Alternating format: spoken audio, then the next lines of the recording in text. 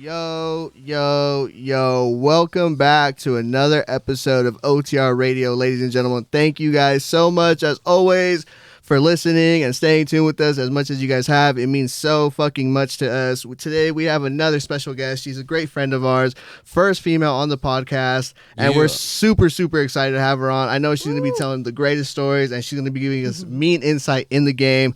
Give it up for the one and only Danny G Luvs U. Woo! Yes, I do. Yes, I do. Thank you so much for coming out. How are you today? Amazing. I was super excited to do this. Thank you guys for the opportunity. Of course. Yeah. We had to get someone real special as our first female guest on the podcast. And who better than to do it than Danny G? Oh, means so much. Honestly, like, I love that track you played. I played that at my Electrofest set, the last one in October. You know what's funny? I think that's one of the tracks that I slid up to your story, because when you played it, I think you had seen Ben Hemsley and you had posted on your story. I was like, dude, I freaking love this song. And I had seen him at Sound too. Yeah, we saw him at Sound. We were actually together for that. Such a good set. Super great set. Was it a couple years ago? It was like the first time. We were there at the same time. Mm-hmm. We just didn't know it. No. Did you stay the whole way through? I know it's funny how that happened, and at least how the scene kind of doesn't understand the sound at first. So people will stay at first and kind of trickle out towards the end of the night. Yeah. And it wasn't as packed as it was when you first got there. But it felt very intimate still. Like, it was such a good set still overall. That's the thing with the sound is, like, dude, that venue is just so damn intimate. It's like one of the best ones here in LA.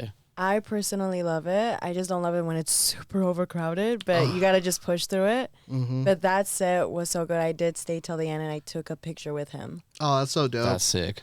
I remember staying till the end, but not for a picture, which we should have. But I remember just the last couple of people staying there and being like, all right, peace out. Like, it was such a good night. So speaking of people you like taking pictures with, I mean, how would you basically say your like influence, or like where was your first inspiration of like, oh, okay, I'm kind of into dance scene, or like what was music overall? What like growing up was your first like musical like inspiration towards electronic music? Very young. I'd like to say elementary school. I remember I'd go on YouTube, and I love looking up anime girls because they were so cute, right? And I just liked the visuals. So every time I searched up anime girls or a certain anime, they would always have a certain like trance track or techno track playing in the background. Yeah. And that was like my first discovery of EDM. And I would be like, oh wait, I like this sound. What is this sound? And then I would like search up the DJ. It would be DJ Trance or something like that. Oh my God, I remember that, yeah. I would just go deep into like a rabbit hole of a whole bunch of trance music. So probably like fourth grade. Super young. And I was like, I fell in love with the sound. And I would just dance to it in my room all the time, like hard. It was always in me. Like your parents or like any older siblings, did they have like any influences over you, or like show you something like that really stuck with you? Oh, definitely. I'm the older sister, so. Oh, okay, got you. Oh, you were the one putting people on. Yes, I was putting my sister on, but no, my sister has put me on a lot of indie music too. But my parents, my mom definitely 80s, 70s, 80s. My dad salsa, disco. My parents have amazing taste in music. Okay. So I really got a lot of inspiration from that, and like a lot of like my knowledge of music grown because of them. Gotcha. You said your dad played a lot of salsa. Where's your family from, or where are you guys from? We are from Peru. I was actually born there. Oh, wow. I was born in Peru, came here as a baby. So I haven't been able to go back. But, you know, my family, my dad has always played salsa.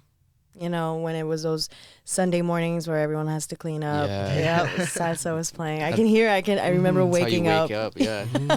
You're like, oh, fuck, it's Sunday. And it was also my first form of dancing, salsa. Okay. So I always love it. It's always like integrated into my life. And I love hearing it in hard groove. I love hearing hard groove with like salsa sounds and percussion. I recently went to Groover's Ball on Saturday. Kaylita had like one of my favorite hard groove sets ever. Oh, yeah, Shout out to Kaylita. Shout out Kaylita. Yeah, yeah. And it was like euphoric salsa hard groove. Like, Interesting. loved it. What are the kids are calling it? Latin core, I think. Yeah, now especially when it's bouncy, Yeah. like when it's hard bounce Latin core, that's fire too. That kind of like Adrian Mills sound, right? Adrian Mills, Corredor. It's wild how we stem different subgenres from a subgenre so quick and so fast. We get, especially here, I think in SoCal specifically, because I've talked about it before, but when we go, like, let's say to Nevada, to, NorCal or something like that, their scene hasn't progressed as fast as we do down here for some reason. And we're going through genres left and right when they're still like on bass house, or they're still doing like barely getting into Latin tech. You know what I mean? It's wild to me how fast we just go through the motion. They're like a uncivilized tribe, you know? Yeah. They're like seeing a fucking airplane, like, tech house, what the fuck is that? No, literally. Like, that's what I've kind of noticed too. I feel like New York gets a lot of European influences, and then San Francisco gets it, and then it trickles down to SoCal, I feel like. Yeah, most definitely. New York is ahead of the ball. But, I mean, those fools in Berlin and Amsterdam, they're literally creating the waves. Oh, yeah. I love it there. I want to visit so bad. I know. ADE, that's on the list. We can see a Danny G Luvs U set out there for sure, no matter, like, without a doubt. This year? Oh! Promoters listening? Shoot, let's make it happen for her. Now, stemming from there, though, when was like your first dance event? Like after you graduated, what were you going to first? Were you even going into dance music festivals at all at first, or what was the deal with that? I feel like I was really... Calvin Harris was definitely an artist that I always wanted to go see. The GOAT. Always. But all of his performances or concerts, 21 and over. Yeah. Yeah. As I remember 2017. So I graduated 2016. Okay. 2017, I kept getting ads for Beyond Wonderland. So I was like, okay, let me go. So I Sick. went, and that was my first rave. I went completely sober. I was still a good kid and all. And I was at the main stage the whole time just because I wasn't aware of the house stage. I wasn't into that yet. I mean, I would have loved it, but I didn't know. I didn't have much knowledge of it. No one was steering you that way. No one was steering me there. So I was always at the main stage. And I remember I left and I was like not satisfied. I was like, it was cool hearing all the edits. I think I saw Yellow Claw. Like it was Yellow Claw and Diplo. Something was missing though, right? You're like something. Yes, I was like, it felt a little too commercial to me. And this is when Diplo was playing like hardstyle and all that, and like kind of like dubsteppy. I don't know. But then I think once I started my first job at Popeyes, that's when I met my party animal friends. And one of my friends introduced us to like Green Velvet. Yeah, and he would always play. He would always have like, he was a manager too. He would always have the speaker. We were at Popeyes with the speaker booming like house music, and I was like, fire. So that led me going to my first like underground house event, and ever since then, my ears opened up to house music, and it's been a rabbit hole since. Yeah, house music is a gateway drug for sure. Oh. Absolutely. Like, absolutely. That shit. Once you hear the house, oh my God. That's it. It's just like, it's so addicting. I love it. There was a point, I mean, I feel like last year I was listening to a lot of pop music for once, but there was a point where all I would listen to is house music. Like, people were like, oh, do you listen to this? No, like, I just listen to house music or techno. That's it. Yeah, I'm the same way. I have a cousin, and he's always like, dude, this is all you listen to? I'm like, yeah, bro. I live, breathe, and shit this stuff. Like, you all can't day. get tired of it. Yeah. Now, do you remember that first underground event? Do you remember the name or no? I think it could have been. Or where was that? My first one. I think it was Stacy Pullen. Wow. And Compound. That's sick. I think so. Dang, that's pretty. So you're doing it pretty big for the undergrounds, even starting out. Like, I'm thinking underground, like, your friends are putting like together a little party somewhere. Like, I had no idea there was a scene in the IE yet. Wow. Yeah, I had no idea. That's dope though. You went in like swinging. That's dope. Thanks to my friends. And then I'm trying to think my first club experience.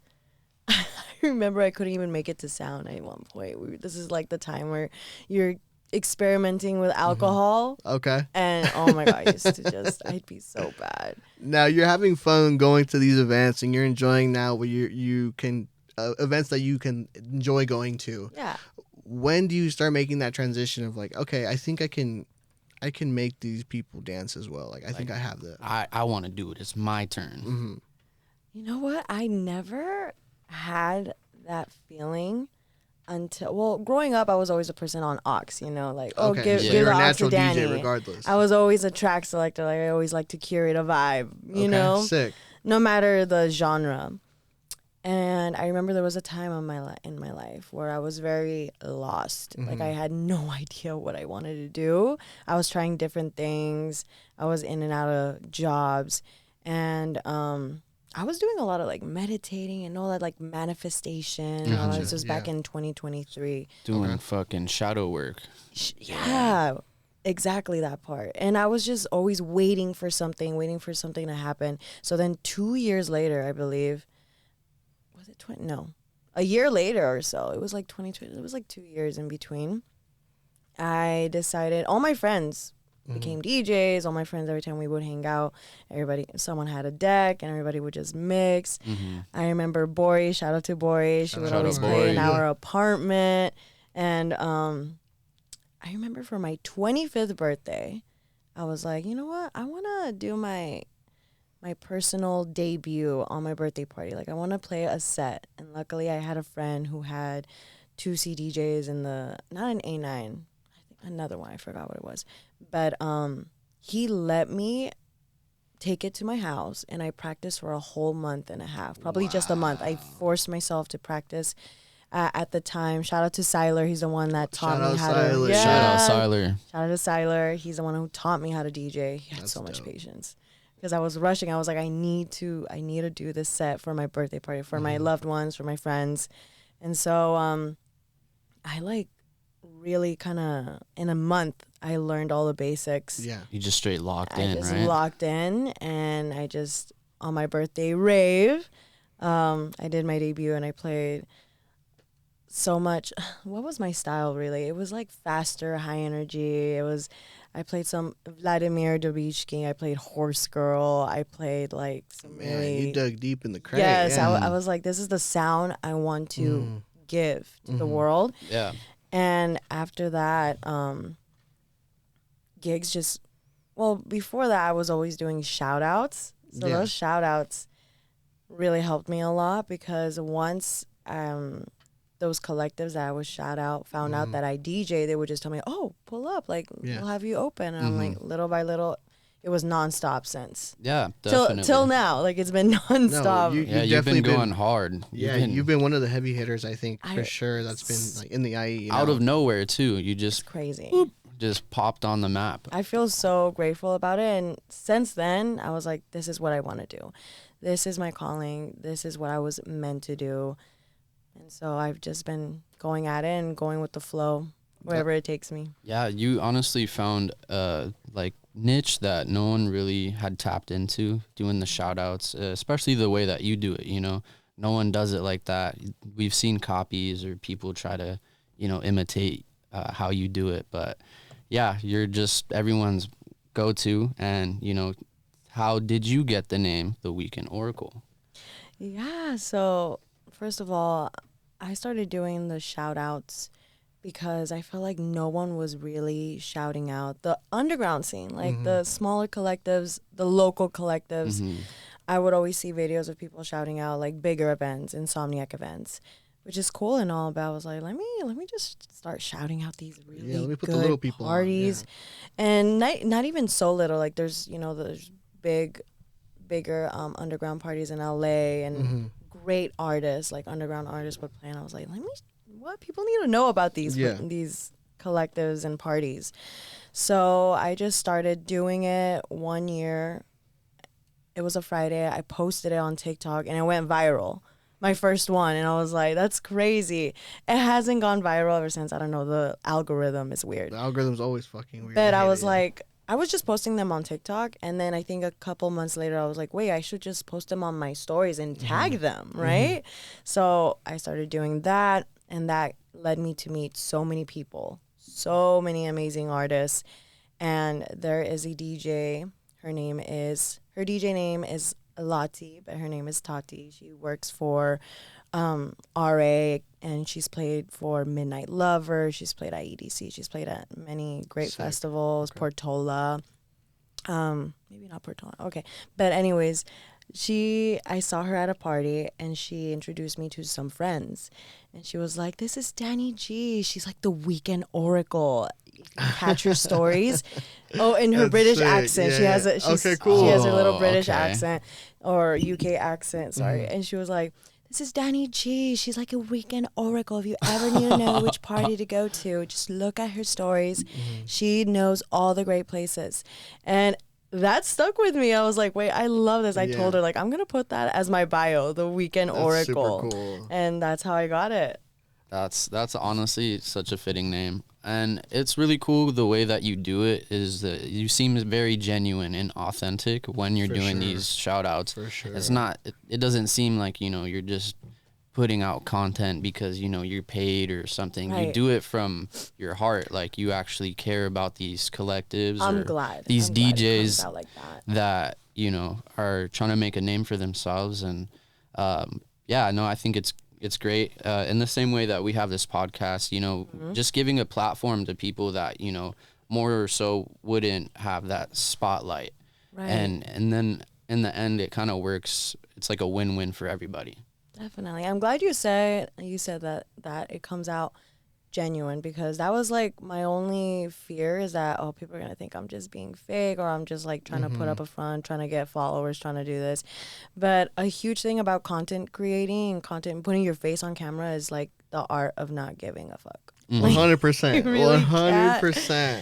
You really, and I think since a very long age, I've always had that. I was always very comfortable in front of the camera. Like, I still have my high school videos posts on my I've never deleted anything from my Instagram. If you keep scrolling down, you'll see I made like cringy videos, but in the moment I thought they were hilarious. Honestly, these still are. I look back at it, I'm just like, look at me, I was just so always just out there. But I'm glad it comes out. Little time capsule, right? Yeah, no, definitely. I'm glad people see that I'm trying to be genuine about it, and that I actually do it with love.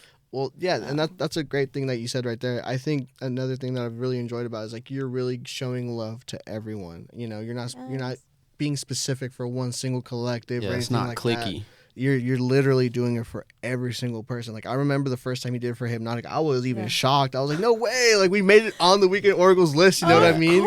No, for real. I remember when I got my first Danny G shout out. I was like, oh, let's go. I think it's such a cool feeling. That's so sweet. It's like you're a part of a club. And another thing I know too is like you weren't even doing this for money. You're doing this out of the love for you. Like just because you wanted everyone to have a good time somewhere. Anywhere. Absolutely. Like, there's options for everybody, pretty much. That's how you make it feel. You're like, if you're here, we got something for you here. If this isn't your fit, well, we got this. Like, you just give people options. Anywhere from like Latin tech to like hard techno, you got options. Yeah. It's always hard for the 18-year-olds. Sometimes I get 18-year-olds that are like, oh, do you have any? And I'm like, dang, it's really hard to find those 18 plus parties.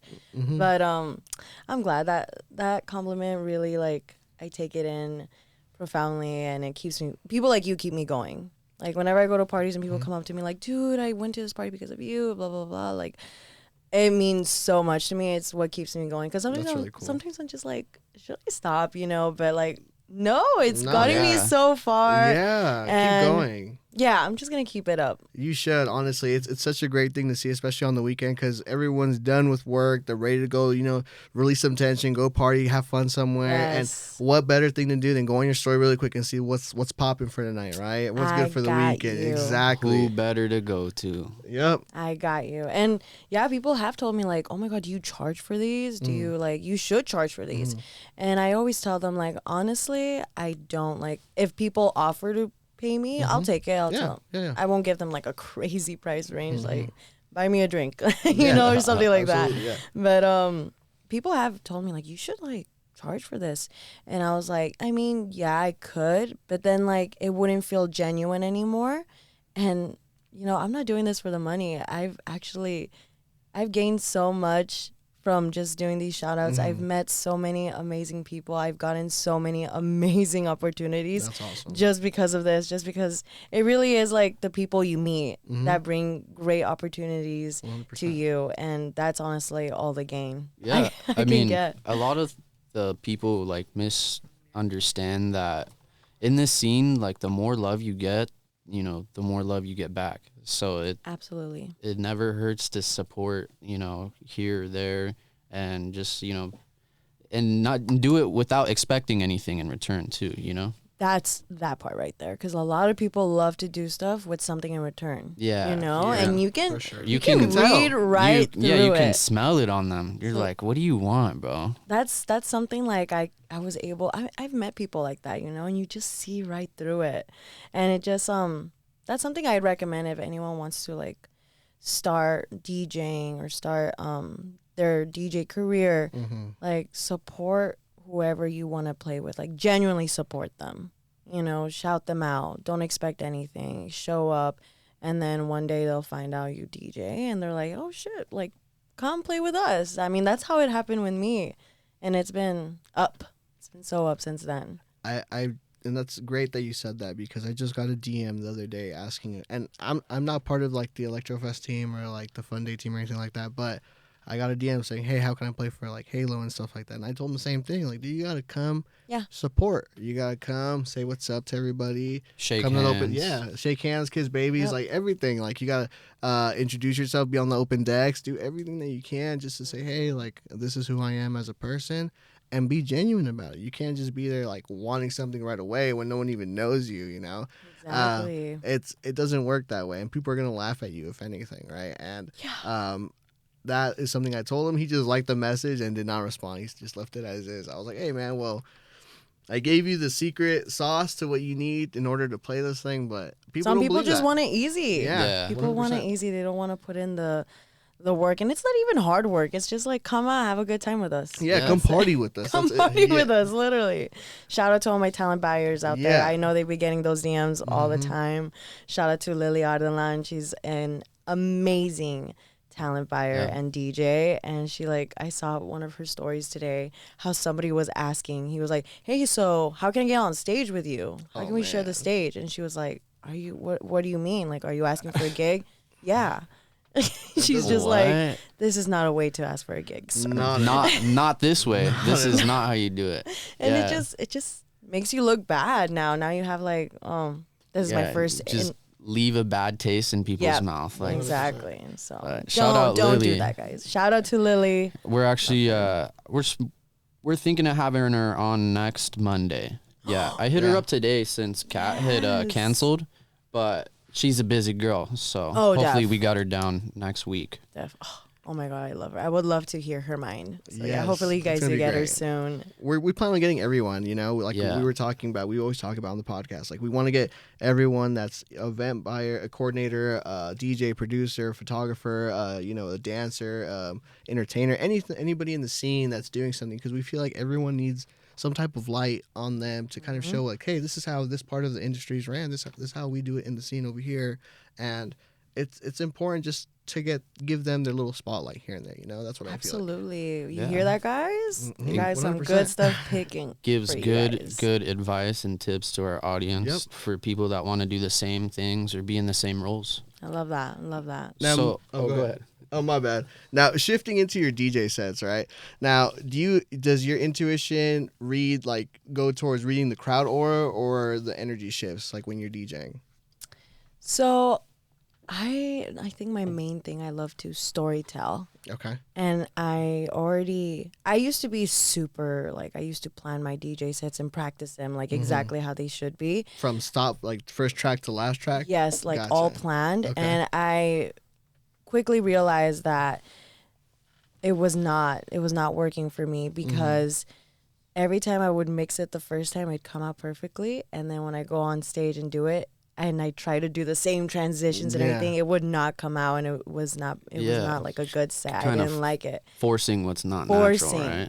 So what I do now is I do arrange. My best sets are when I arrange my tracks. Like this track is going after this track. my best sets come that way, but now I just don't even practice them. My first time playing those tracks will be on the stage. Sick. Okay. Sometimes my first, nowadays, my time practicing is on the stage. That is my practice. That's an interesting approach for and sure. It's crazy. It's crazy. It's like, I know I should practice more, and that's one of my goals, but I'm just so busy. Busy bee, yeah. Busy. But one of my goals this year is to dedicate at least 30 minutes a day to just play with my tracks. But I think my main thing is to storytell. I love telling a story with my set, and I think my first track could change depending on the person before me. So if it's a house night, I'm going to probably throw in a nice little warm-up Latin track and move on from there with my track list. Something to get the hips moving. Exactly. But I definitely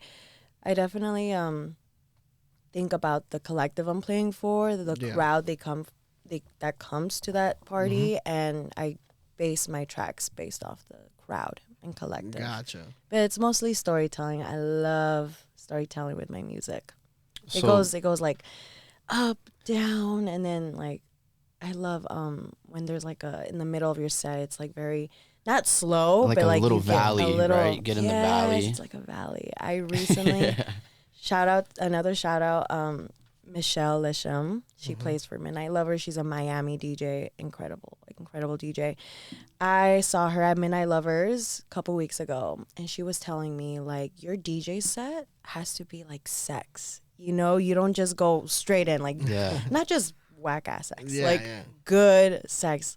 You start with the foreplay, then you go up and down, the climax. You gotta build tension, right?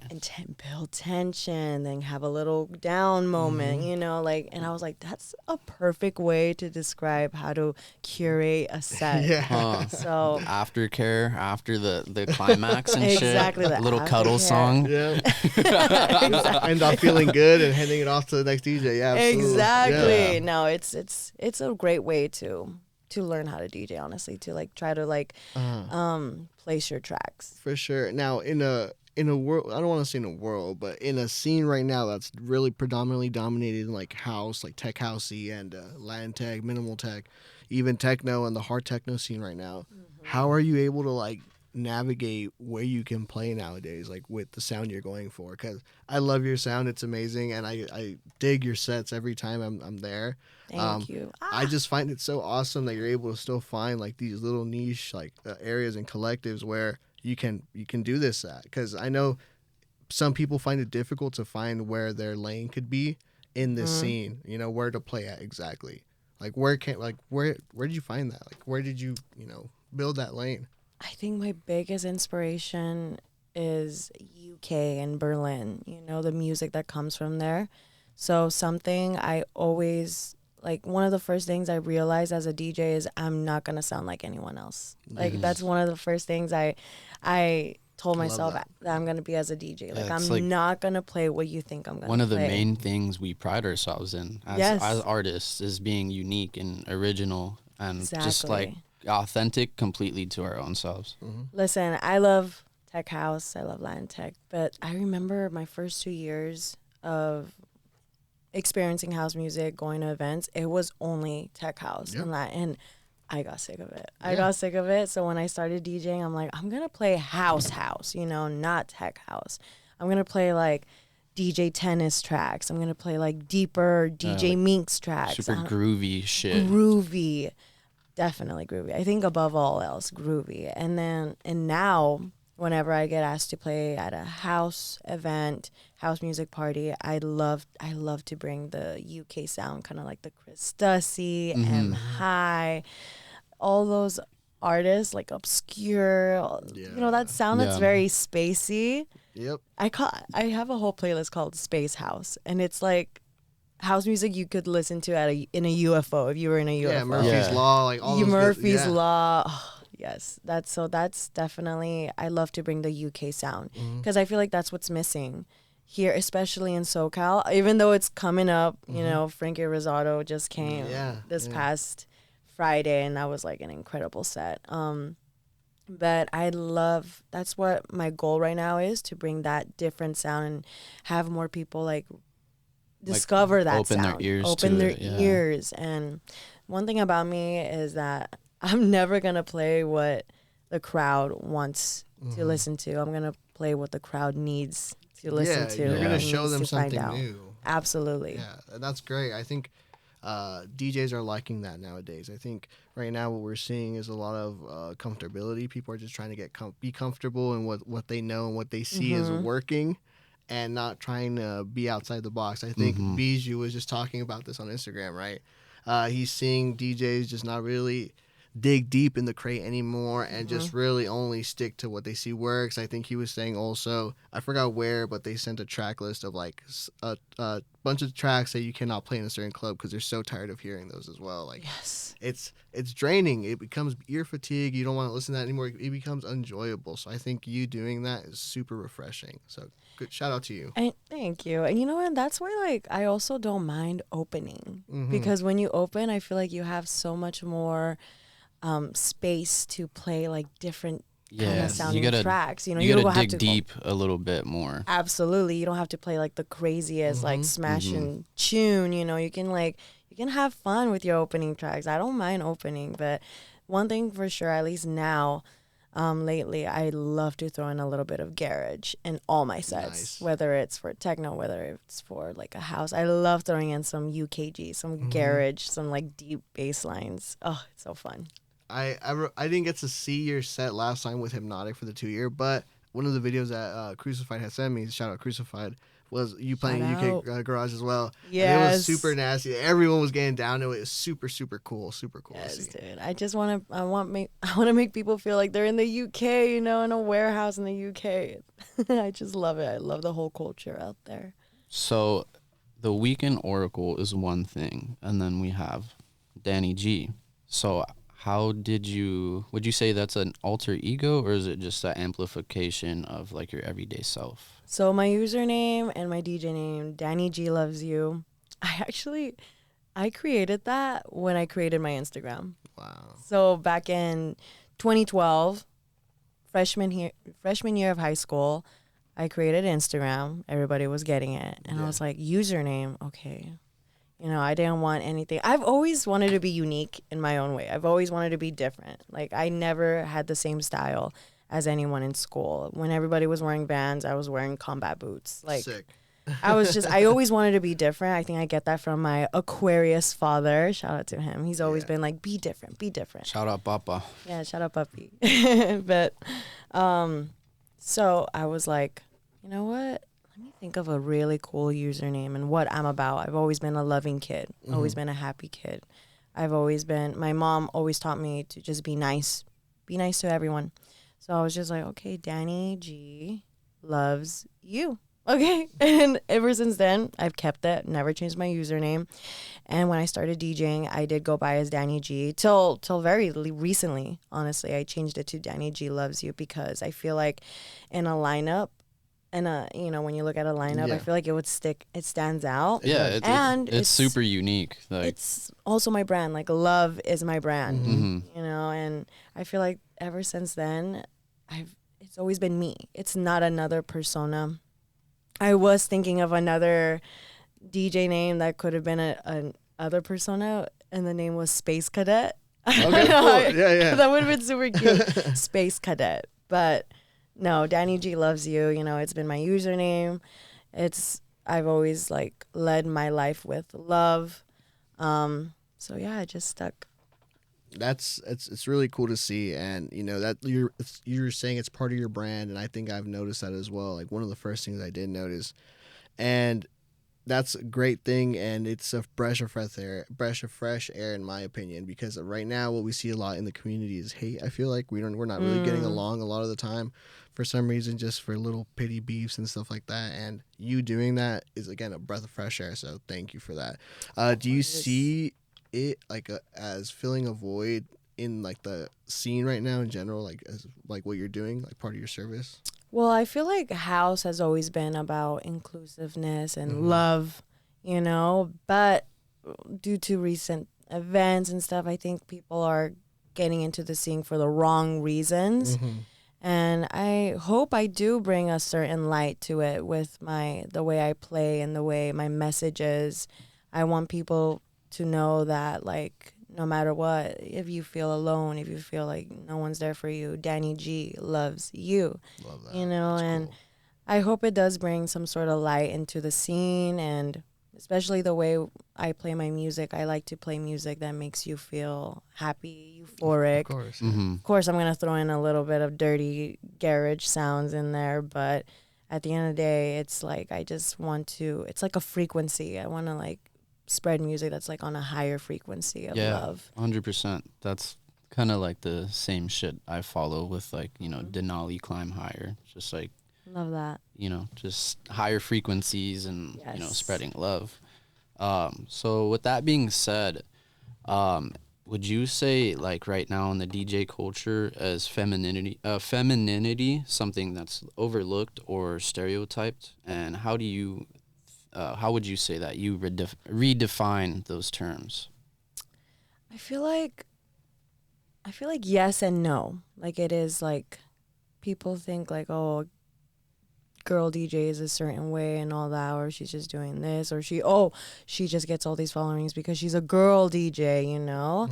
But I think the community that will always accept the feminine energy and will always just be super open to it is the queer community, the LGBT plus community, which, by the way, I think the best parties are the gay parties. The best music at least. The gays know where the good music party, is, yeah, and they know how to party. Oh, yeah. And I feel every time I went to or played for a queer party, it's always been so open-minded. People loved what I played. They like took it in, and I feel like in that community, femininity is just absorbed and loved extremely and appreciated.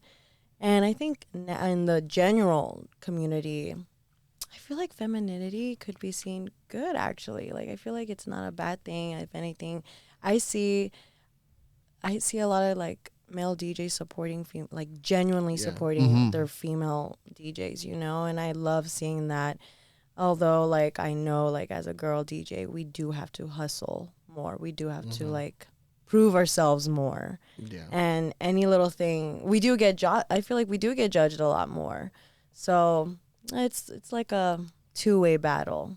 Yeah, it's a double-edged sword, right? Double-edged sword. What I'm seeing a lot of, especially recently, because I'm like around the same like rave classes as you when it comes to starting out. Like my first rave was actually 2017 Beyond as well. Hey. So I definitely have seen it like grow. And one thing I've noticed is the come up of female talent, and that's so awesome to see. And really good female talent, like Absolutely. of course we've had Peggy Goo for a while, but now like the young class, like and I'm strictly thinking of like DJ Gagola and like all like Otta and things like that, like just the newcomers that are doing like all the new stuff. It's crazy cool to see.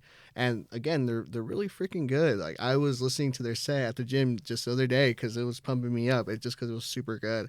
And I think right now we're that dynamic of, oh, it's a girl, like we should kind of second guess her, is gonna start to change because of how much girls have been trying to, or now have been proving themselves. You know what I mean? Right. So I think that's really cool. And like even in the underground community, so many great female artists. Like shout out to Ariel Ray, Shout out Ariel. Lily Ardalan, everyone. Crow Mommy. I'm just naming names from the top of my head, but they're all so talented. And you know, when I get excited whenever the next DJ is a female, because I know they're gonna bring something different. Yeah. They're definitely gonna bring something different. And when they don't, I'm just like, no, I know you can dig, girl. I know you can dig. Sorry. Good, so good. Have you ever been like underestimated due to your vibrant or like love centric aesthetic, or how do you flip that into fuel? Yeah, I mean, you know, everyone always has to start somewhere. You always gotta open, right? You always get those opening gigs. But underestimated, I feel like personally, I never maybe because I don't even think that way. I'm always just positive. I don't see like the dark. I don't see the negative sometimes, which is a good or bad thing. But I feel like people could see it as like, oh, let's skip this set. I don't know. It sounds kind of whack, you know, like, oh, love. Like, what do you mean love? But I'd like to think that, you know, when people see love and Danny G Loves You, they're like, oh, like, why? Like, you know, get curious. I hope the curiosity gets sprung. But definitely I feel like if there's anyone that if there's people that like don't really like talk, I don't know what people say about me really, but if there is, I feel like one misconception about me would be that I don't actually DJ, because I that's what I would think, just because like I'm always dancing in my sets. My hands are always up. You're an entertainer. I'm entertaining. I'm like I'm feeling the music with the crowd. I'm feeling the music with the crowd. I'm dancing with the crowd. I am the same way. You got to command that crowd. Yes, you gotta be the maestro. Yes, a conductor. So like I'm feeling the music. I have my hands up. I remember during my birthday rave back in November, I like went up in the stage and just as soon as the track dropped, I just started just dancing so hard, and I went back to the stage. But I feel like that could be a misconception about me, that I don't actually DJ, and I feel like a lot of females get that. I feel like a lot of female DJs get that misconception that, oh, she's not really DJing, she's doing somebody preps her sets, you know, and all that. And I feel that I feel for those girls. I feel for us girls, honestly, that we once we're huge, you know, we're always gonna get those people that say that we're not actually DJing. And I feel it's a huge common thing that female DJs have to go through. 100%. Yeah. Some of like, and I'm not putting anyone specifically in this bunch, but I think we've seen some of the videos now where some females have been caught up in that, where they've been caught playing, like pretending to push play on CDJs and things like that. For you, how are you, you know, navigating, making sure like that those type of things don't affect you? I mean, we know that you play live all the time, and we know that you've been doing the damn thing, but for just people listening and potential female talent that's kind of come by through the scene, like, how can you, you know, motivate them to kind of steer away from those like bad habits? Yeah, you have some respect for the craft and, you know, actually do the thing. Yeah, so like I feel like you just have to, you have to grind harder. So prove to yourself first that you can do it.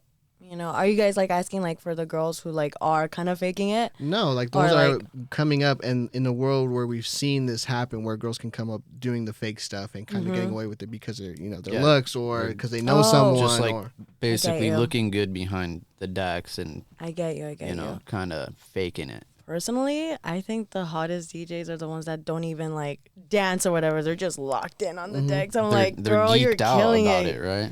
I feel like my recommendation is to just do it for yourself. You know, like, who cares? I know you see a lot of these videos of like people getting ridiculous, making fun of because there wasn't wires connected or anything. Like, that's not gonna be you, girl. Like, you prove to yourself that you can beat match by ear. You prove to yourself that you have a great track to selection. You gotta prove yourself first. You gotta love yourself first, and then everyone else can feel that. You know, once you realize what your message is and what's the reason you're DJing, everything else just comes along, and people will see your true self. If hate comes, you know, like, it's just sticks and stones. They can't break your bones. You gotta keep going, girl. You gotta keep going. You gotta just ignore it. You gotta just not give a fuck, really. And just do it for yourself. Do 100%. It for yourself. Prove it to yourself, and everything else will come along, honestly. Yeah, honestly, not caring about anyone's opinion is like the most freeing thing you can do. At least when it comes to like, you know, what they're gonna think of me or what they're gonna judge about me or whatever. But I do always love to take critical criticism or constructive criticism is always like important to take. That's how you can be better, right? Yeah, be better. Listen to what others say.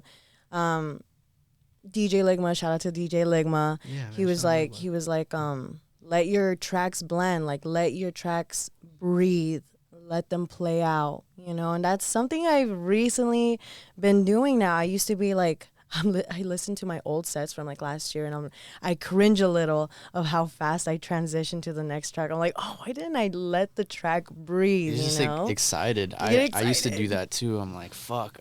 I feel like it's on too long. Like, let me get something new in there. You know? Yeah, I get a little like nervous. Like, I'm like, oh, is the crowd getting bored? Yeah. Yeah. But I think that was the main thing. I was like, oh, I think the crowd is getting bored. Let me like switch it up again real quick. But I feel like you just gotta let the track breathe. Lately my mixing has become a lot better by letting the track breathe. And like I see the crowd, like they dig it. You know, if the track is good, you shouldn't be nervous about switching it up all quick and trying to do something different. Yeah, the energy will flow for sure. It will flow. And I'm sure, you know, the storytelling is probably a bit better that way as well. Absolutely. Yeah.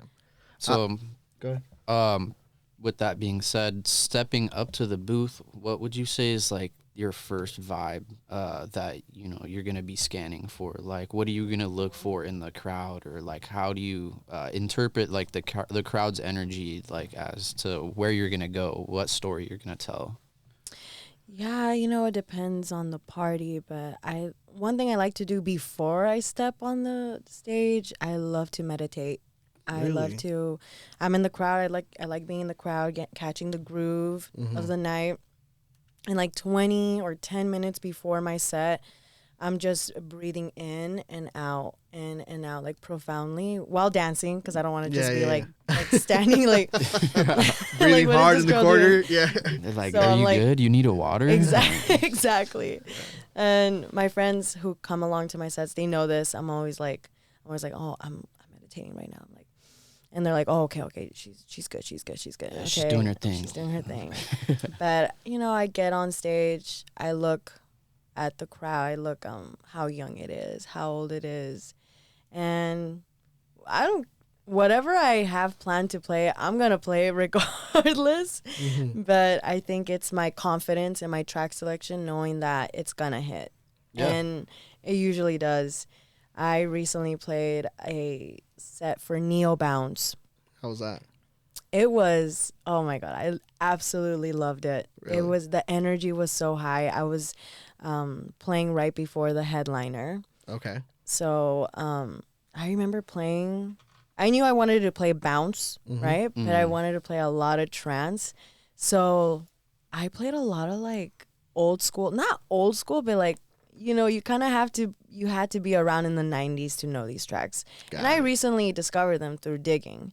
So I play these tracks and I see a whole like older crowd. They're all giving me the hand. They're like, nice. And they're going crazy. And then when I stepped off the stage and I went in the crowd, so many people came up to me, like old heads, like, I can't believe you play this track. Like, wow, you played for the old heads. You played for us. Like, you played like back in the 90s. That's and I really feel cool. like I love that sound. That's really cool. That sound from the 90s. And So like reverse bass or like club heads, I think. yeah, like club heads. Yeah. Exactly. Oh, I love club heads. But those kind of vibes. And even like some artists I can't even name. I just like the song and I put in a list and I'm like, I love this song. I'm gonna play it. And were those like edits or like the originals?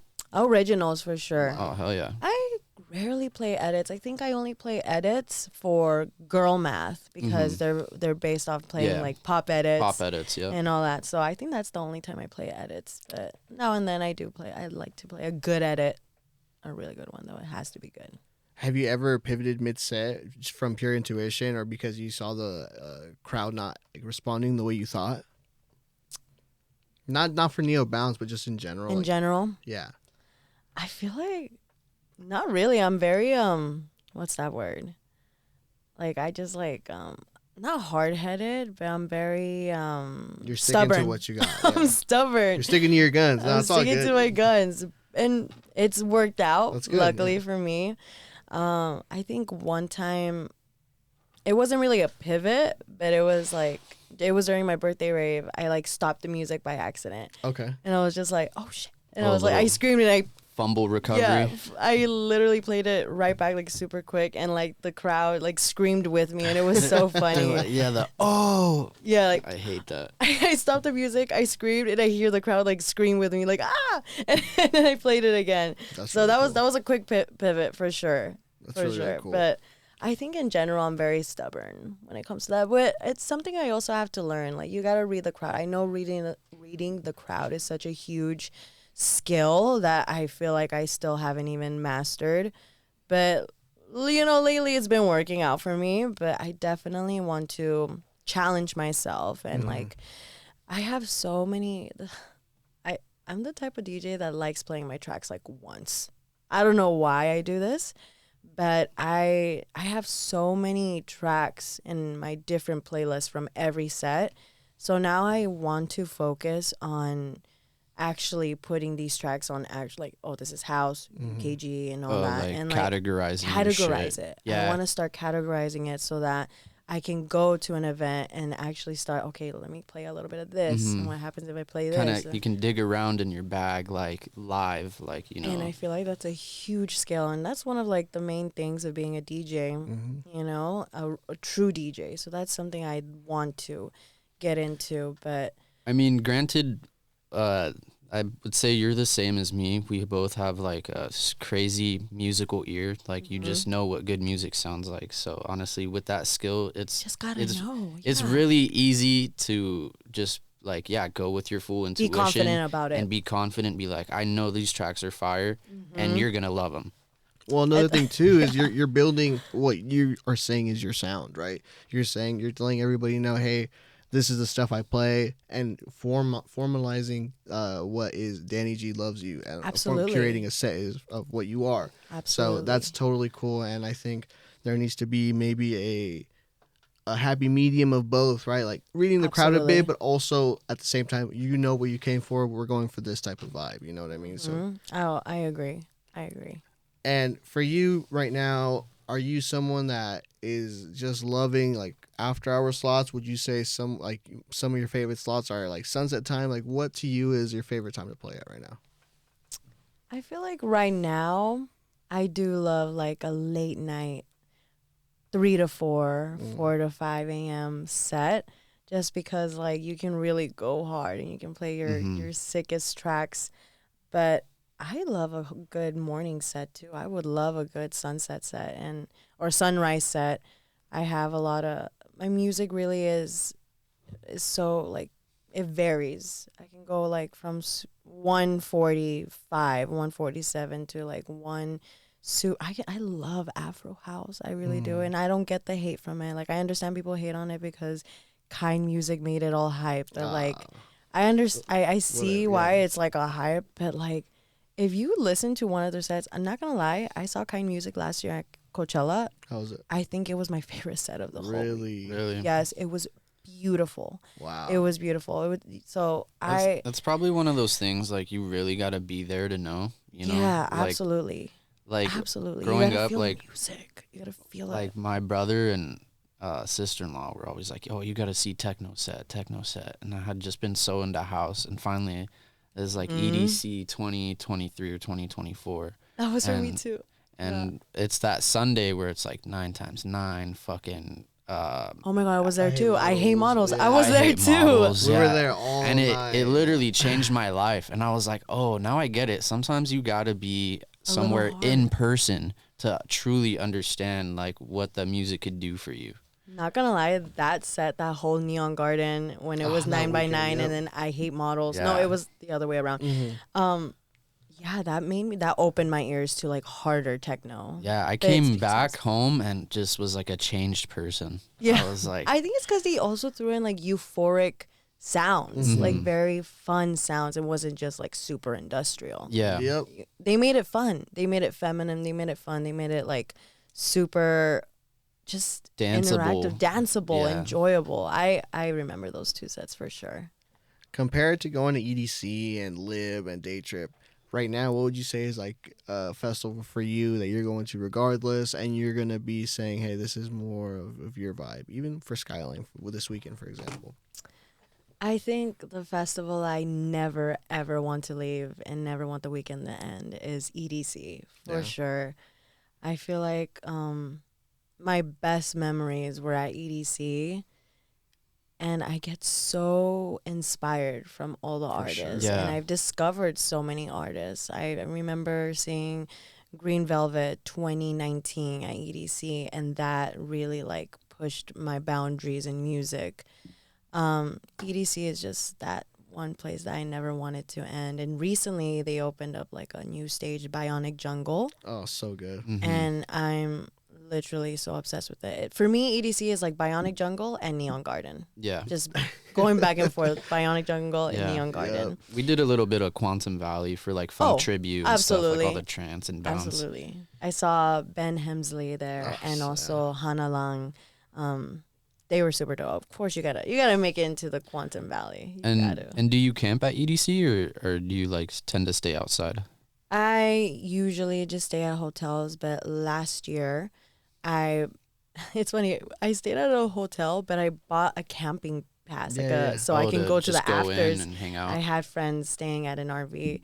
And that completely changed my mind. I was like, I have to camp. You have to camp every year. I have to. Once you do it one time, you're like, oh, why the fuck have I been doing anything else? It was like, it's the party never stops, first of all. The party never stops. There's music always playing until Monday, like fucking 3 p.m. So get rid of the middleman, the hotel. Like, that's such a waste of time. Like, put all your money in the camping, honestly. I'm doing that this year, for sure. This will be my 5th year camping.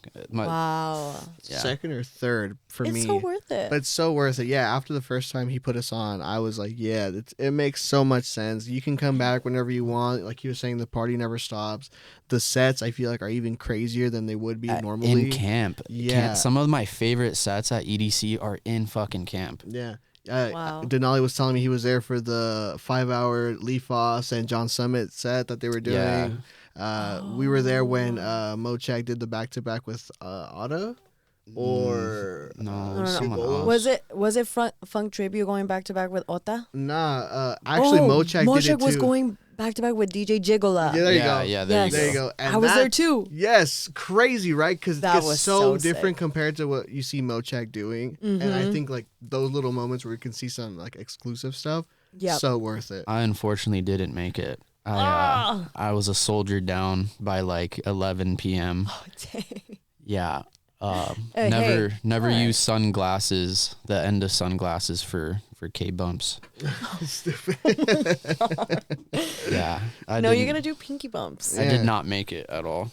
It was over with. Hey, it's okay. At least you had a good rest. Now you've seen, big production, small production, and for you as an artist, going to these different things, for you, where do you see yourself thriving? Do you see yourself in like, I know we all want to do main stage things and be playing at the big stuff, but are you comfortable with like, or prefer sometimes the smaller intimate things? Like sometimes the production at Neon Garden isn't fully there, right? It's just lights, but compared to like Circuit Grounds, like is that something you would prefer instead of? Or now Bionic Jungle, like how that's extremely intimate and designed to be intimate. I love an intimate party, really. Yeah. I love it. I love an intimate party. Yeah, it's fun to have all the visuals and a big stage and all that, but I think partying and even I would love to DJ in more intimate events, intimate clubs. Like sound, we were talking about sound, super intimate, but the sound is quality. Yeah. The sound is such quality. And but I think looking at my DJ career, I'm going to just die trying being a world traveling DJ, I'll die trying. I love to just go to the UK and play at pubs, play at smaller bars around there, get my name out there, or in Berlin, just little by little. It's like it's just the beginning. 100%. Now, are you someone that set a limit to your growth? Like, okay, by age 28, if I don't make it, I'm done? Or are you someone that you're going to be here, like you were saying, for no matter what? You're going to be performing, making music, playing at the local pub, like whatever it may be, like you're committing to it. This is it. Like this is your calling and you're hanging your hat up. Like, absolutely. I think like I'm the type of person, I know people say do your vision boards and goal setting and with like a timeline. I'm not that. I am like category B or whatever they want to type B. I'm type B. Like I just go with the flow, whatever comes my way. I don't like to beg for things, but that's really like helped me along the way with manifesting, because the universe knows when you're trying so hard for something, but it doesn't, but it knows it's not the right time. Exactly. You need so to it kind of like pulls it away from you. You got to get rid of the word need from your vocabulary, because the like saying I need anything necessitates that you don't have it already. So I like to speak in like ed or ing, so like it's already happened or it's happening. I love that. And that's honestly, that's one of the things I learned when I was going through my whole shadow work thing, when I didn't know what to do. That's one of the things. You got to just talk like that. Yeah, you exactly. Really think and speak like a certain way. Like I think I said this on the first season of the podcast, but it was something like your brain is a supercomputer. The words that you think and say are how you program it. Absolutely. And like once you understand that, your life changes. Yeah, everything just kind of like starts happening for you instead of you like trying to go get shit. Like exactly. So I try not to chase. I try not to really plan like, oh, by this year I have to be doing this. Why? I feel like because it's just you're being too hard on yourself too. And you kind of miss the journey, you know? Exactly. And now you just feel like you're on this time limit, and maybe it's just me not wanting to put a lot of pressure myself. But it's always good to plan out, like, you know, your goals. I agree with that. But personally, for me, it's whatever comes with the flow, and whatever I trust in the universe, and I trust in timing, and I trust in my timing and everything. And I strongly believe that everything happens for a reason. And which is why right now my biggest thing that's been helping me is just connecting with people. Yeah. I mean, I'm connecting with people with Amsterdam, connecting with people that's beautiful. Yeah. In Peru, in my country. Like I already know they're waiting for me. They're like, let us know when you're here. We'd love to play. We'd love to have you play in one of our afters. You know, in Peru. After this, I'm gonna link you up with some people. Yes. They do some things in Peru that are like underground shows. That's so dope. See, like come up with you. Right now, that's like my huge thing right now. Just trying to connect with people all over the world, because that's how you like make it. That's hey, I mean, I have my friend Ashley Angora. She connected. Shout out to Ashley Angora. She connected with this girl from Japan, and she played at Japan a few months ago. Wow. Super dope. That's how you do it. And if you're just being genuine, supporting them, communicating, I feel like they'll accept you with open arms. Yeah, it's usually always strangers that are much more supporting than like the people that are around us every day. Honestly.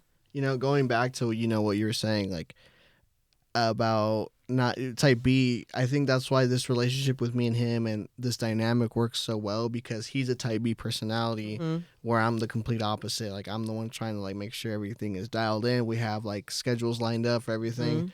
But he's the anchor that says, well, hold on, like let's enjoy some of this right now before like we look at the big picture again. That or, you know, just kind of like, stop and smell the roses. Be in the moment. Yeah. Be in the moment. I love that. And that's a really good way to just have a partnership, honestly. You got to have a type A, type B, and you guys will go far, honestly. You guys will go far. I think you guys are. Thank you. I appreciate that. I love this. We've been putting like our heart and soul into this thing, and I can tell. Like you guys had your questions ready. You guys are ready to dig deep into everyone's mind, and that is special. And I hope you're enjoying it as well. Like we're having a great time talking to you. I am too. I'm having really such a time with you guys right now. Thank you. Oh, absolutely. Now, outside of like the music world, like what rituals or hobbies or ground like are your grounds for your high energy vibe? Like what to you are you doing outside to kind of keep that like high energy and like positive attitude? Definitely not sleeping. Oh my god. Honestly, I kid you not. Seeing your stories, I'm like, dude, where do you get the energy to do this shit? Oh my goodness. When I see your stories, sometimes you're saying 2-day bender, 3-day bender, no sleep. Like girl, 1 hour who is sleep. your plug? Like send me the number. So for me, like it's wild to me that you are making it with no, like minimal sleep. Like how? I have my job to be grateful for, because my job requires like very minimal. Like obviously I have to give effort and I care about my job, but I'm just sitting in a desk all day. So it's not like I'm doing a very high laboring job. Yeah. My job, thank God I have my job because like it gives me the best schedule. You know, your little office, 8 to 5, Monday through Friday. And I don't have to really like spend a lot of time worrying about it outside of being there. And I know a lot of corporate jobs, you know, they're stressed. Like they're like, you got to make these sales, you got to do this, you got to do that. But luckily my job is not very stressful at all. So I feel like that helps. But other than that, I feel like keeping myself sleeping as much as I can, you know, when I wake up, like it's okay if I wake up like at 1 p.m. Because I used to be like, oh my God, I have to wake up early and then like take advantage of my day off. But you know what? Sleep as much as you can. Drink. I eat healthy, honestly. I eat healthy. You know, I don't really eat processed foods. I drink a lot of coconut water on my weekends. Like, my body knows it's about to party hard if I'm drinking a whole box of coconut water. You're straight hydrated. I'm just hydrated, and I think I'm just so. And I get this, like a lot of close friends always tell me, like, you're just high off life. I really am just high off life. Like That's I just really cool. Obviously a little pick me up here and there, you know. But lately I always my whole life I've always just been high off life. Just happy-go-lucky, just so. I'm very grateful. I grew up in a very loving family. Obviously, we always have our dark times, you know. Sure. But I'm very grateful that, you know, I've always been a happy kid. And, you know, it wasn't always so good. I would get bullied a lot in middle school because I was always so nice. And I would be like, why are people being so rude and mean, you know? But, hey, those are the losers. Absolutely. You know? Yeah, exactly. And now I used to be kind of like a way more shy because I'm like, okay, I'm just nice. I'm not cool. Yeah. I always wanted to be a cool kid, but I was just always too nice to be a cool kid. But now it's paying off because being nice and being kind to everyone. To everybody, right? Pays off so much and gets you amazing opportunities. I was the same way. Like, I didn't try to be popular, but I just felt the need to be nice to everybody. Like, why even, like, you know, have any beef with anybody? Like, I don't know. It just never made sense to me. But also, I'm a very non-confrontational person. So I'm just like, dude, let's just be friends. Yeah. Let's just be homies. And then, eventually you find out like, oh, look, all these people I were nice to, or all these people we're genuine to, like, are supporting, you know, showing that love back. So I can definitely tell that's like, you know, how people are with you, and, you know, you treat people the same way. And you got to surround yourself with the right people too. You got to surround yourself with people who make you laugh, make you have a great time. Don't make you... If you're like surrounding yourself with a whole bunch of negativity, it's just gonna enter your life. Yeah. Negativity is just gonna like one rotten apple will ruin the bunch. Exactly. And so I'm really quick to like notice the rotten apple, and I'm really quick to like cut it. Yeah. Like sometimes like this is when I can be mean. When it's to protect my peace and to protect like the people I love, I will just be kind of ruthless and cut a person right out of my life. Because you got to. Well, yeah, I mean, there's a fine line of, okay, now you're disrespecting the people that I love and care about, and, you know, that's where it kind of, again, the line becomes blurry, and you could talk all the shit you want about me, how I play, how I look, how I do, whatever, but once you start, like, attacking the people you love and care about, that's when it starts becoming personal. It feels like even more than when they're degrading you, right? It's weird how that works. And I'm the same way with you guys. To me, I'm for the most part genuinely not letting things like that bother me. I mean, we're doing the podcast, right? We're hearing our voice all the time, and it was something I was talking to Denali about too. Is like when I'm hearing myself, I have to get over that little like, man, this is kind of weird, but a little cringe. Yeah, but at the end of the day, like I enjoy it. I genuinely love being here. I think you're a great speaker. Thank you so much. I love it. I appreciate that a lot. One of the things. Thank you. Like you're fun, you know, and you're like very professional but fun. You get the best of both worlds, you know. Thank you. That's I think what the dynamic is with this. It's like a tug of war kind of, but we keep it in line the whole time, you know. I dig it. But yeah, most definitely. I was just gonna say, it's gone. It's gone. I should have wrote it down. Oh my God, I think that was me a few times during this podcast. I'm like, what was I going to say? It's cool. It happens because, you know, for at least for me, what I've noticed is like I get so invested into what's going on, I forget about what I was going to bring up previously because we've moved on. We pivot. Yeah, and it's totally okay. But no, overall, I think, again, what you've done for your message as like being positive has been awesome. Like I think every time that I've been in a room around you or near you, like you can see that you're always smiling. You're such a go happy person, and it radiates. It's awesome, you know. Oh, It's really cool, and you put other people in a good mood, and you could tell, you know, and that's really cool. And it's again being genuine about it. You're not being fake happy to like be here, you know, like you're genuinely having a good time being here, and that's awesome. Definitely invoke the Denali vibes of highest in the room. There you go. I love that. Highest in the room. You know, you highest in the room, just high off walk in. life. Yeah, you just walk in and you just elevate the place. Oh, that's the kind of vibe, you know, we have to have as DJs, you know, have that aura. It's all about that aura, honestly. That aura, you know. Honestly, and sometimes that like star power.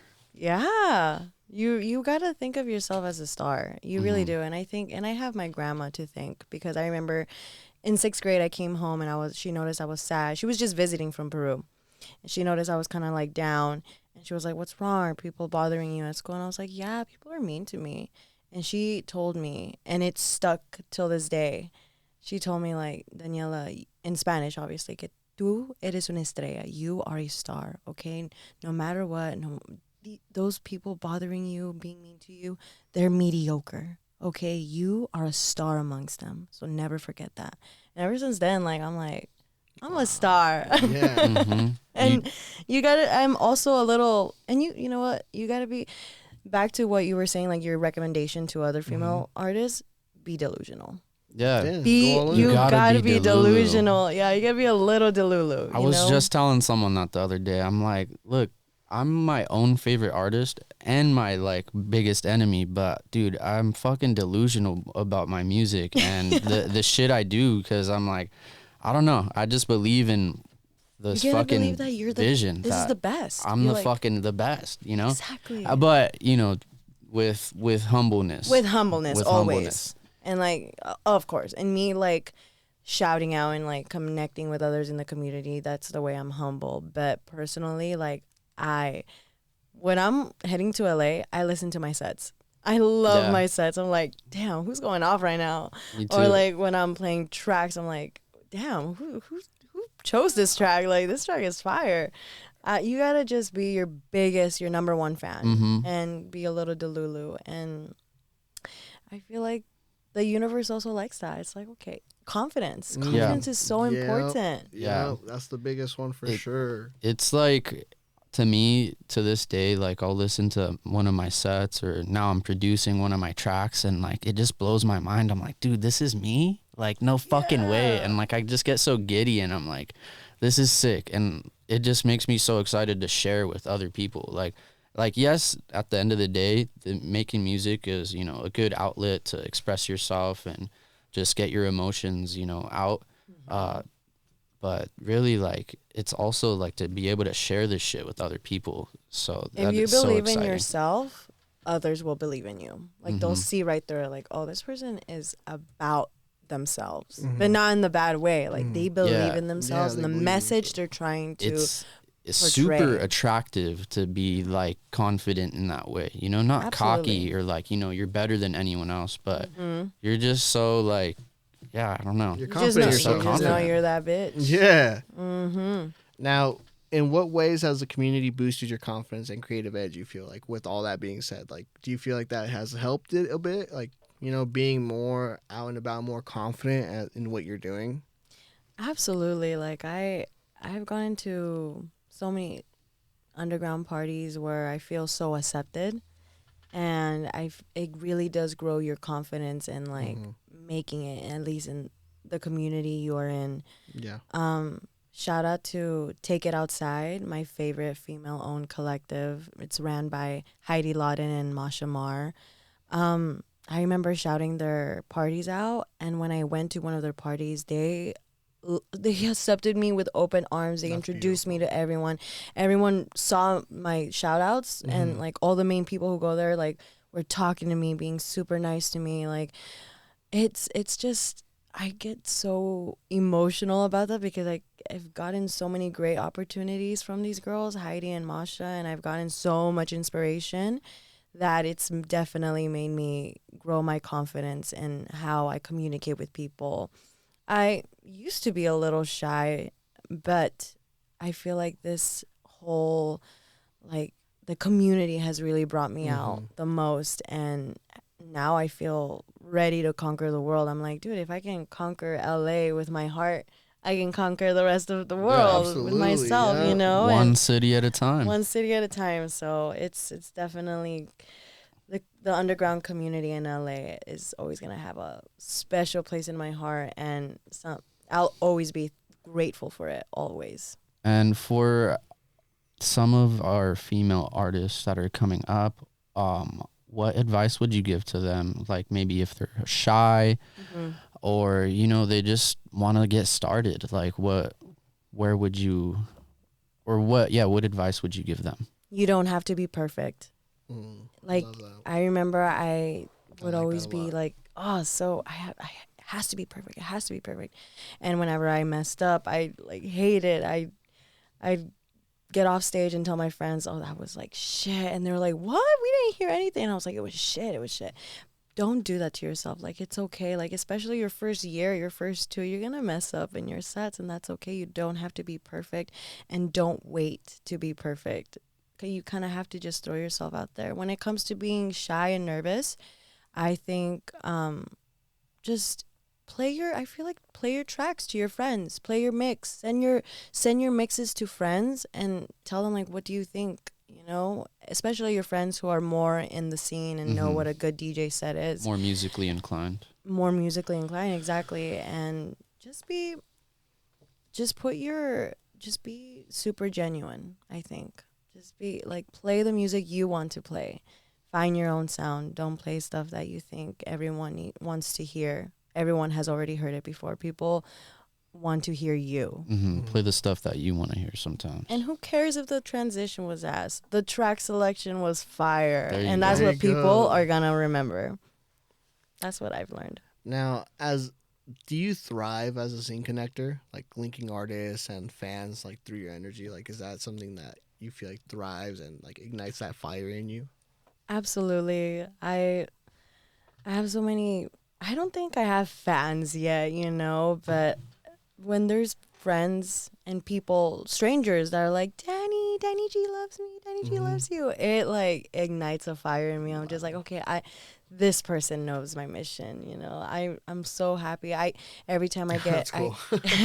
I'm so happy. Like every time I get off a stage and people come up to me, I grab their hands and they compliment me, and I tell them, thank you so much. You don't know how much that means to me, because that means I touched you. Like I touched your heart with my music, and that's like my mission. I just want to touch people with my music and make them feel like euphoric, honestly.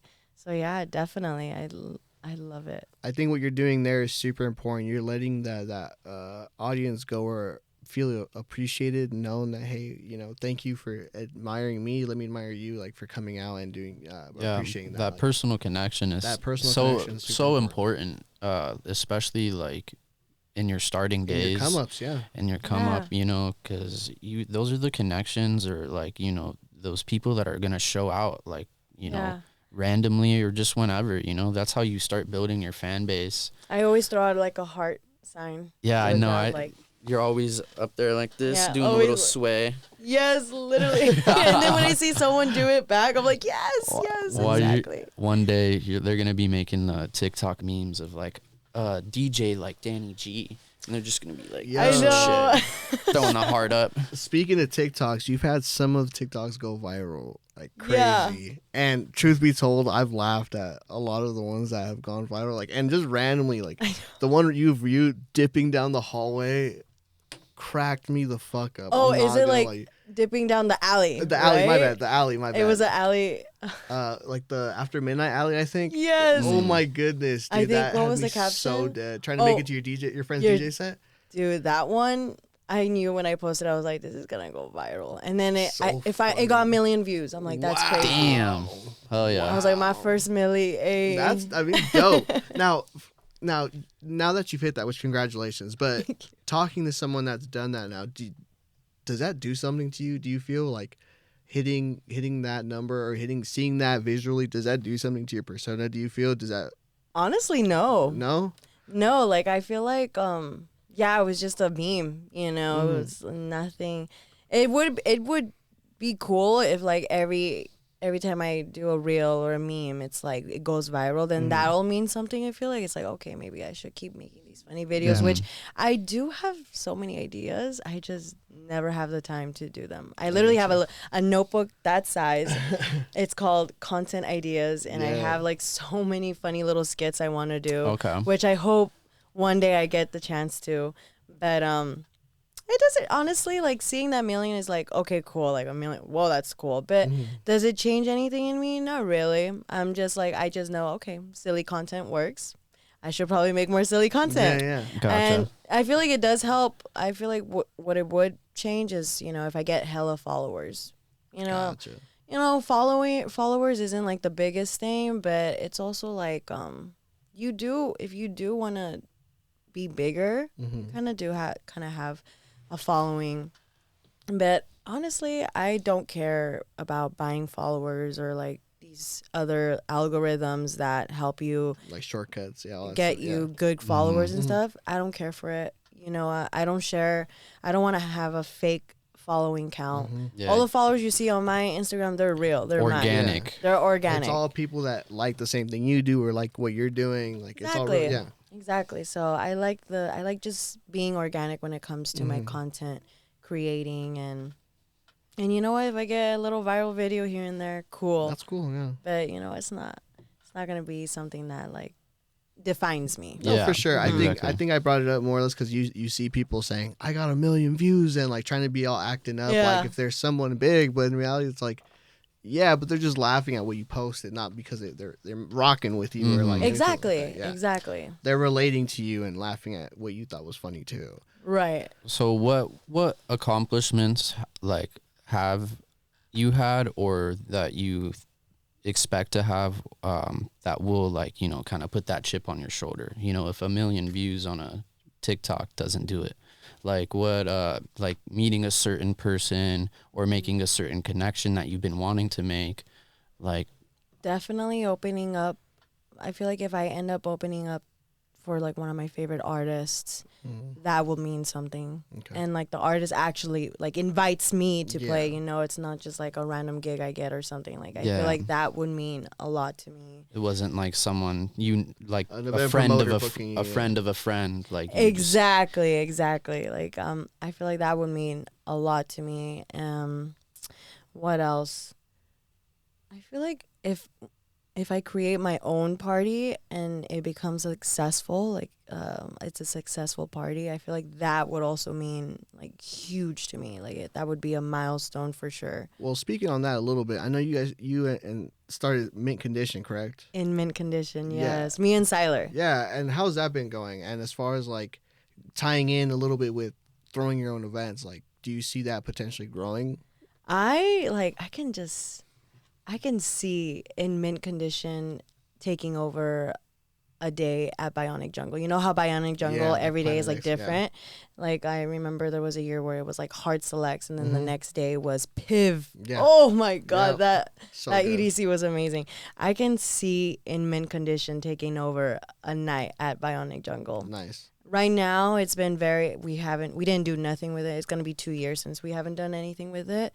But I remember when we were doing something, when we threw a few parties, like it was getting momentum and people were like really like connecting with it. And I was like, we were both like surprised. We were like, whoa, like we shouldn't really stop, but we did stop because we joined Fun Day and Electrofest, which is till this day amazing and great opportunities, but we didn't want to stretch ourselves too thin. I get you. Yeah, you didn't want to put too much on your plate and not be able to deliver the same way, right? 100%. When I was seeing those parties and those flyers come up, I thought the idea and the concept was really cool. I thought the mind and the vision behind it was going to be really successful, and just the name was super catchy. Like In Mint Condition to me was like, this is it, you know? So if you guys do go back to it, which I really recommend, I think it's gonna be a big thing, a big hit. Because again, the way you guys were doing it was really good. Thank you. And it all rooted from just, I know I know a lot of parties say like we're rooted from like not trying to sound like everyone else, which is true. Like, but us, we were really rooted on trying to bring that fresh overseas sound, like DJ Tennis sound, or on the other scale of techno, like DJ Jiggler. You know, we were just we knew we wanted to bring artists that sound fresh. I gotcha. Yeah. Nothing mediocre. Yeah. Like far from it. In mint condition. They're fresh. In mint condition. I miss it. I would literally buy mint plants and put them like on the stage. And I would buy the mint candies, you know, the ones they give in Olive Garden, and I would hand them out to people. That's cool. That's really cool. And so we really had a little cute, we had, and mint, I can even picture like the logo and everything. So we had something going, and I'm hoping we can bring it back this year, maybe at a takeover at one of the rooftop parties that Fundy throws. I'm gonna throw that in there, but I'd love to do that. And my friends inspire me so much. I'm very grateful for them because I believe, honestly, my friends, I feel like we can all make it. Like, I'm like, you guys, like, the amount of talent we have, we can all make it. And like, their sounds are so fresh, unique, mint, and like just like something different to the scene. And I feel like that's what in mint condition is all about. I love that, and I'm glad we were able to bring that up a little bit, just because I was really rocking with the idea, and I think maybe bringing this up in this conversation can potentially lead up into ignite something. Yeah, yes, so absolutely. Anybody listening? Anybody listening? It's been in the back of our heads for sure, but it'll come back. I know it will. For sure. What's one thing in the SoCal like scene in general right now the community needs more of, in your opinion? Do you think it's unity, innovation, just pure love, like your motto? Like, what do you think it's lacking right now? What do you think there needs to be more of? To be super honest, I feel like it needs more protection. More protection for women, too, in general. I feel like we need to start being very particular to the people we invite to our parties and to the audience we want to attract to our parties. You know, if you're just a party that wants to make money, you're going to attract all sorts of people and people who can be dangerous to our community.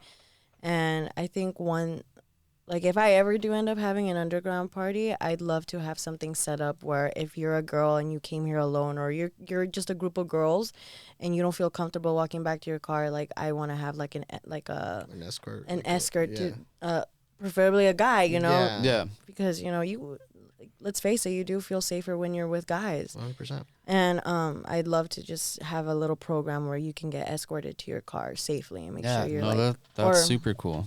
I'd love to do that, and that'd be cool to see more collectives do that. I know the LA Raver does that. They're very you can talk to their staff and you can tell them like, hey, I don't feel safe, and I know they'll be more than happy to like escort you back to your car. So I feel like protection, the main thing, because love, you know what, like that's plur. You know, I feel like people do live off plur: peace, love, unity, respect.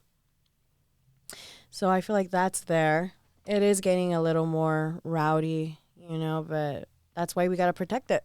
100%. I agree with that. I think keeping this thing sacred, keeping this thing, you know, I don't want to call it more niche, but more selective of who comes into the party, right? Because, again, keeping, whether it's women, you know, the gays and the theys, like anybody that can potentially be a target. We want to make sure that can be safe in an environment that they can then express themselves. And hey, honestly, guys too. Yeah. I have some guy friends who have told me scary stories that happened to them, like messed up stories, and I'm like, bro, I can't believe that happened to you.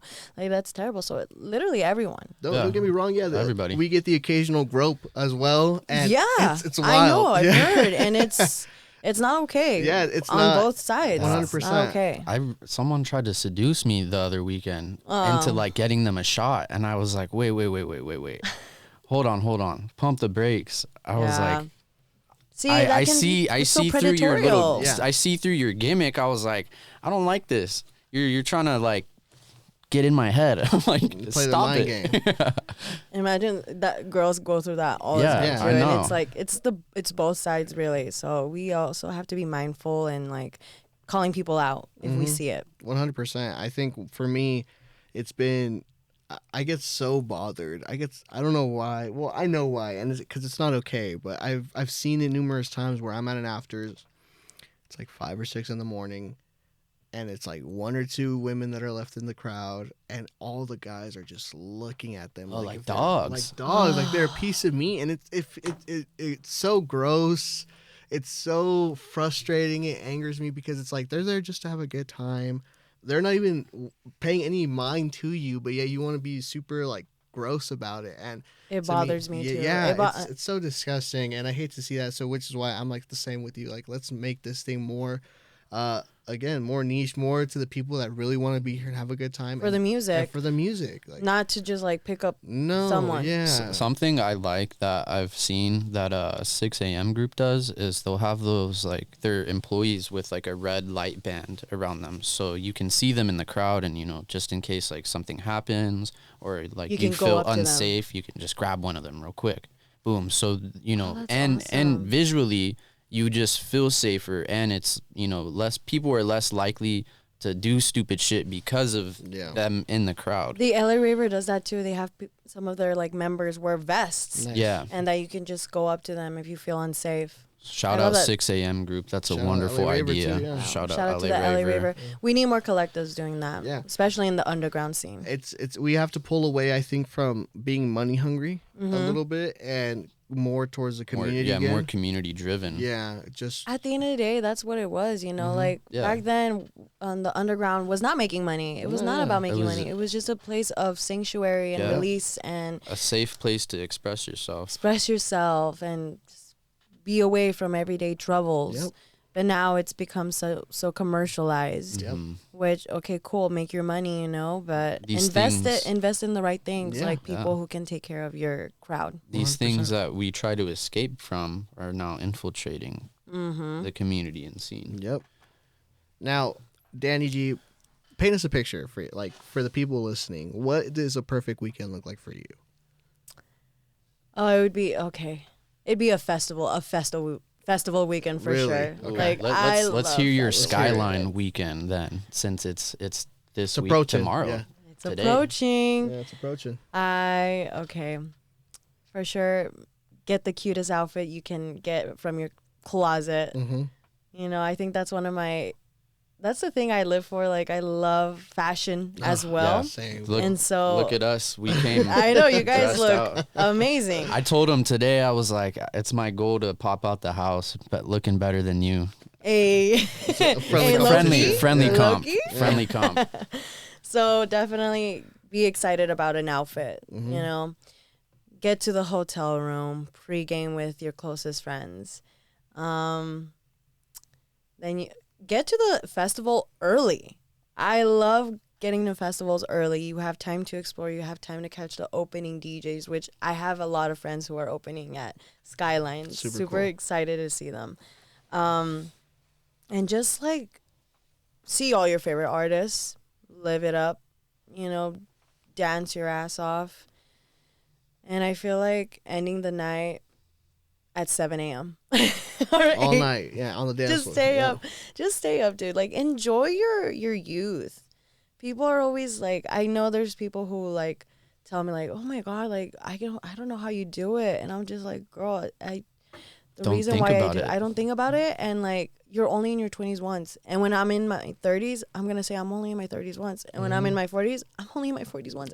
And so on and so on. You can't think of age. Yeah. It turns into YOLO. You only live once. Like, Yeah, you only live once. You only Yeah, live once. for all we and- know, yeah, you got to just go hard at this one life that we have and enjoy it the best way possible. I have a tendency of kind of slowing down at times, and he has to Which again is good. remind me, like, hey, like we gotta live it when we can. A little bit of balance, you Yeah. know. The weekdays, I'm definitely Oh, more yeah. slow. Like I'm slow life. Not like I'm slow already. No, I get you. No, but like it's a little slow paced. I love watching a I love being in the couch and just relaxing, watching watching TV. How do you recharge? Yeah. That's how I recharge. Really, my weekdays. I eat a nice dinner. I like watch TV, watch Netflix, and then I go to bed as early as I can. Sometimes late. And lately, I've been doing workouts in the morning or when I get back from work, so that helps me tire myself so I can get tired. But right now, I'm not doing anything crazy. My goal is to just show up because I have this terrible relationship with the gym where I go hard for 2 weeks and then I never go back for like another 2 years. Yeah. We all go. We all have those little moments of. So now I'm just trying to do something daily and some light Pilates just to show up every day. That's my goal. Yeah, exactly. My goal is to show up every day. Some progress is better than no progress. Exactly. But yeah, like I feel like my perfect weekend is definitely a festival weekend. I know festival season is coming up, so I just live for it. I'm going to Coachella. I'm going to Lightning in a Bottle. Oof. I'm going to EDC. Yes. I'm doing it all. Tickets are bought. The Airbnb's one of them. Outfits, we'll see what happens, but I just know I'm gonna be there. And I'm like the biggest person to have FOMO. I get FOMO, so I'm just like, I'll buy it. Okay. Buy the ticket. It's worth it. I just recently got over FOMO. I don't know what happened, but I was just like, you know what? I don't care. I'm good. I wish I had that. I'm good right here. He was saying that, and then he was like, in search of Skyline tickets. I told him, because he's like, I'm not going to go both days. I'm just going to go Sunday. And I was like, man, I don't want to fucking go by myself. But I won't be by myself. Obviously, I'm going to run into people and shit. But I'm just like, fuck. That just seems like so much work now. Just doing it yourself is a lot of work. I've gone to festivals by myself. I've gone to festivals by myself, and it's always fun, but it's definitely like, okay, you got to get yourself there, you know. With a group of friends, it's like, oh, we're all mobbing hard. I was gonna say half of the problem was that I was gonna just have him drive, but because I'm like, fuck that. I'm trying to have some fun, and I don't want to drive. Yeah. Hey, it is what it is. Whatever you end up doing, it comes from the heart. As long as it comes from the heart. Do you have any stay in. Any sets that you're excited for at Skyline? I want to see Fumi. Fumi, okay. DJ 10 is going back to back with DJ Boring. Arts District stage, all the underground artists. I want to see Taj. Taj is playing an only vinyl set. Oh, that's fire. Yeah, classy. He only plays vinyl. So shout out to Taj from Groover's Ball. Who else do I really want to see? Oh, Chris Dussy. He's going back to back with someone, right? Marco Corolla. That's gonna be cool. Yeah, that's gonna be sick. Yeah. Bald head daddy. Mm-hmm. It's Mr. gonna Clean. be. I'm just chasing for the horny vibes. If the music sounded horny, I'm there. I'm there. Yeah, you couldn't have said it better. Love me a sexy dance floor. Yes. Absolutely. Now, I saw the other day, you are now producing. Oh, yep. How is that going? I love Eddie P. Like, shout out Eddie P. Shout out Eddie P. He's taking me and Siler under his wing. We just pulled up to his studio, and he just showed us from one session. I had no idea what producing was. I knew nothing about it to now, like, I see how it goes. And the way he explains it and teaches it is so logical, and it makes sense. And just like the whole workflow and process of it. It's okay. A little alarm for something else. But yeah, like, he showed us how the process goes and everything. And I honestly, from that one session, I learned so much. But producing has always been something I've been wanting to do. Like, I have in my voice memos from 3 years ago, like a little melody I thought of one day, and I just say it in my voice memo. And I just sing the melody or how I want the track to go, and it's just in my voice memo. Wow. And like, and when it comes to the style of producing, it's either like, that UK deep tech sound, like Chris Dussy, M High, those artists that I'm really digging right now. Either that, or I love high BPMs as well, and anything that sounds like right now I love this artist called Club Angel. So Okay. anything that sounds like that, anything that sounds super euphoric, and I really like 909 Racing Team. Their music is so Okay. it's like progressive trance. Okay. It's like housey really, but it's just euphoric but higher BPMs. Gotcha. I have this idea of this track. I have lyrics to it. I just wanna. I need it. I need to make it before the summer starts because it's definitely like a summer. summer banger. It's Yeah. a summer tune. It's very cute, very feminine. I also love the style, Miss Bashful style, like slut tech. Yeah. Like just saying dumb shit in the microphone Yeah. with the sexy beat. I also there, would love to do Yeah, tracks that's like fun. that too. Like I have this idea of like this super cunty track that's called that's just talking about like always ovulating, you know, like just Yeah. silly stuff like Yeah. that like can go far. Absolutely. And like yeah. if the gays and the girls are loving it, it's gonna be a hit, you know? So that's the route I'm trying to go with producing. Would you say by this summer, maybe even by the end of the year, you're for sure gonna have music out under Danny G Loves You? Absolutely. Yeah. Yeah. No, Eddie, he's ready to sign Sick. us. Okay, Like cool. we're so down. This track is so cool. It kind of like he just dropped his new single called Astronaut. Mhm. So Banger, this It's a good track is track. kind of like is like a sister track because it's about space as well. Oh, sick. Okay. Okay. Cool. So it's really cool. It's a lyric I've been having for 2 years in my voice memos.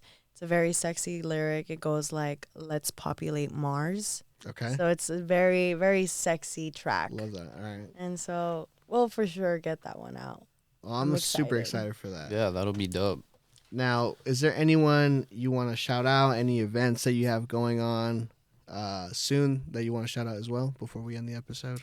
Yeah, well, my next big gig is the LA Raver and Tectonic Unofficial Afters. I'm playing there on Sunday.